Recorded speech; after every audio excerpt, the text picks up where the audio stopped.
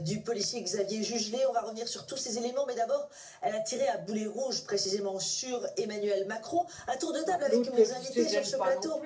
Carole Barjon, bonsoir, chef du service politique de l'Obs. Bienvenue, Bruno Jeudi, évidemment, et Emmanuel Le Chypre. Alors, Bruno, d'abord, regardons encore cette image. Une salle pleine, le Palace Nicaïa, la salle Nicaïa à Nice, elle est emblématique. Elle peut contenir jusqu'à 9000 personnes. On a vu une foule compacte ce soir. Ouais, une vraie démonstration de force, évidemment, avec un grand meeting au début de cette campagne d'entre-deux tours. À Nice, ce n'est pas un hasard. En Provence-Alpes-Côte d'Azur, où elle est arrivée en tête.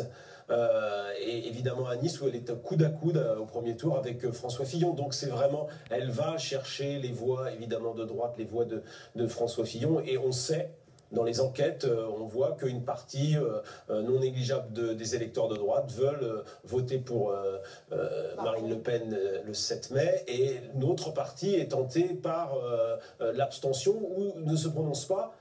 Il y a quand même 4 électeurs sur 10 qui veulent voter Macron. Mais donc, il y a un vivier pour Marine Le Pen. Et évidemment, ce soir, sur ces terres de PACA, elle avait terminé son premier tour à Marseille. Elle fait une grande réunion à Nice. Donc, on voit bien les zones de force qu'elle veut développer. Et évidemment, vous le disiez, c'est un réquisitoire contre Emmanuel Macron, le pyromane qui veut se faire passer pour le pompier, a-t-elle dit.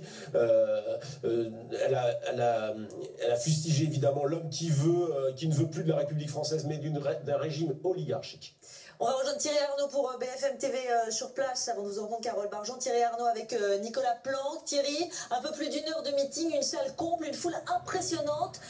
Beaucoup de jeunes aussi dans cette salle, hein, et une atmosphère survoltée. Oui, survolté, c'est le mot, effectivement. Nathalie, une foule très remontée, très enthousiaste, peut-être un peu trop d'ailleurs, car un peu avant la prise de parole de Marine Le Pen, on l'a entendu scander pendant quelques instants une insulte à l'égard d'Emmanuel Macron. Ce n'était sans doute pas l'objectif de donner cette image-là ce soir, mais elle était effectivement très remontée, et elle était aussi l'occasion pour Marine Le Pen de faire d'Emmanuel Macron, ce qui a été le cas dans ce discours, au fond, le fil rouge de ce discours. Le fil rouge d'un bout à l'autre, le candidat d'En Marche s'est fait étrier, lui et son projet.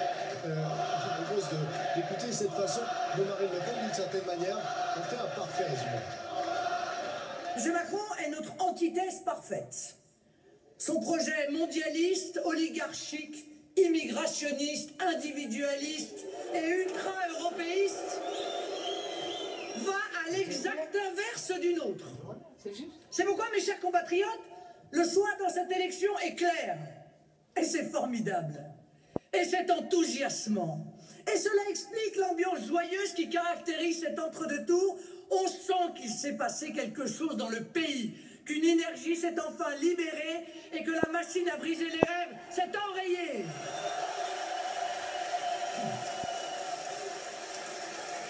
Car oui, mes amis, je vous le dis, cette élection présidentielle est un référendum pour ou contre la France.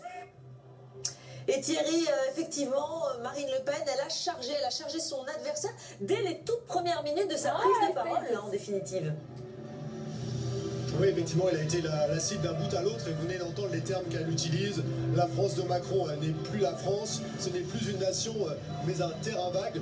Finalement, le seul qui, pendant quelques secondes, s'est fait huer davantage qu'Emmanuel Macron ce soir, et vous n'en serez peut-être pas surpris, c'est Christian Estrosi. Christian Estrosi, la simple évocation de son nom à lui, l'ancien maire de Nice, toujours l'homme fort de cette ville, le patron du conseil régional, a suffi à déclencher une huée très impressionnante et méritée selon les mots de Marine Le Pen. Puis il y a un autre aspect intéressant à retenir tout de même de ce discours, c'est les propos sur l'Europe qu'elle commence à vouloir préciser, reconstituer. On l'a entendu il y a quelques jours déjà dire qu'elle se sentait européenne et qu'elle craignait que son discours ait été mal compris.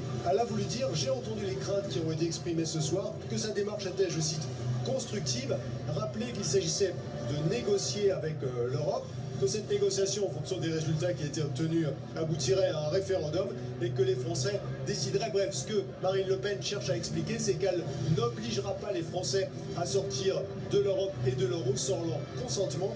Elle a bien compris que ce sujet-là restait un obstacle majeur à son élection, et elle essaye de rectifier les choses, et elle a en tout cas essayé de le faire ce soir. Thierry Arnaud, en direct de Nice pour BFM.